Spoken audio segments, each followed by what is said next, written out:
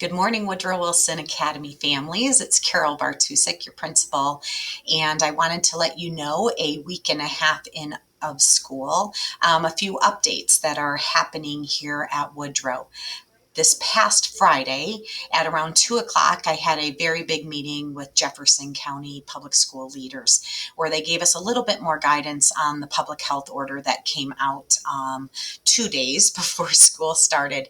And with that, we received some clarification for our after school clubs and activities and our athletics. So it is with a lot of relief that we will not have to be required to test our students in athletics who are unvaccinated, nor our kids who are participating in after school clubs or activities. So I want to bring back, and we would like to bring back our after school clubs and everything that we do after school. They were canceled just because of public health order guidelines and all the testing that would have to be done, but because that does not apply to us at the elementary and middle school levels, we are going to bring that back. So I know that'll make a lot of you very, very happy. It makes me happy because it's a part of what we do and it's a part of the school experience. So that will be happening soon enough.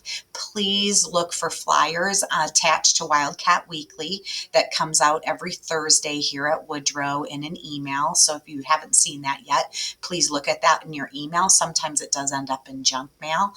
So definitely check there. And also you can always check our clubs page on our website, and that has all information for you as different clubs become available and sign up happens. All of that good stuff is also on our club websites.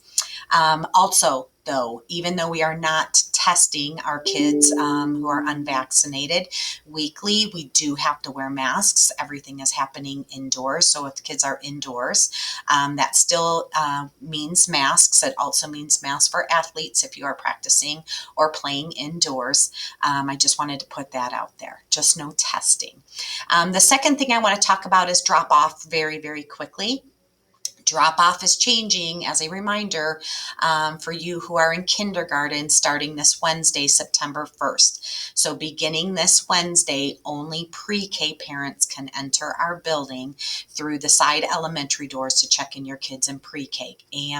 Or kindergarten will no longer be allowed to do that. So if you would like to kind of wean off, tomorrow's your day to do that. So that also means that parking in the parking lot is not available for kindergarten parents either.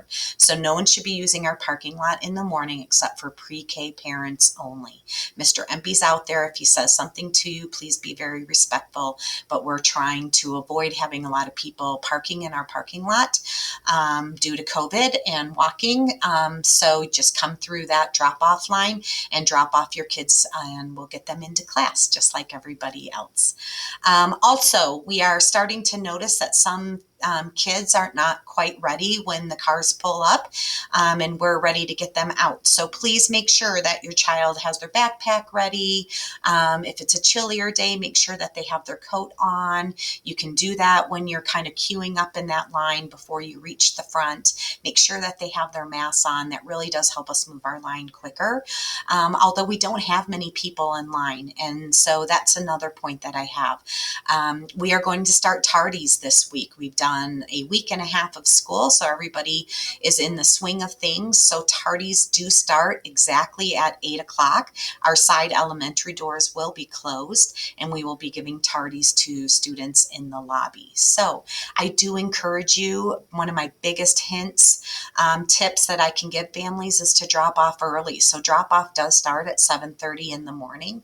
If you don't want your kids waiting outside forever, 7:45, we hardly have anybody here right now. So there's like a big kind of drop off at 7:30 and then it goes away. And then there's a huge push right at the end around 8 o'clock. So if you can come in that middle time, it's a really great time to do it. If you're doing things over at the park or in the neighborhood and you're having your kids walk, maybe you want to try the parking lot just because there's hardly anybody here. We can do 10 cars at once and we can make it really, really efficient. So please try the parking lot, but please try to come a little bit earlier so that we can get cars through.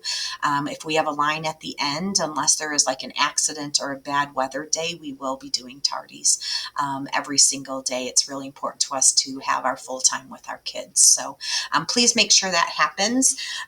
Also, if you and when you are coming through that drop-off line, please make sure that you wait for an adult to come to your car and open your door before your kids get out. Each one of us, and I'm one of them, takes 2 cars. So if you're the second car, just wait patiently like you did last year, and we will come and verbally screen your car, making sure that you use the home screening tool every morning that we handed out, that yellow paper on the second day, just making sure that our kids are nice and healthy when they're here so we don't have to worry about COVID cases or quarantining as much as possible.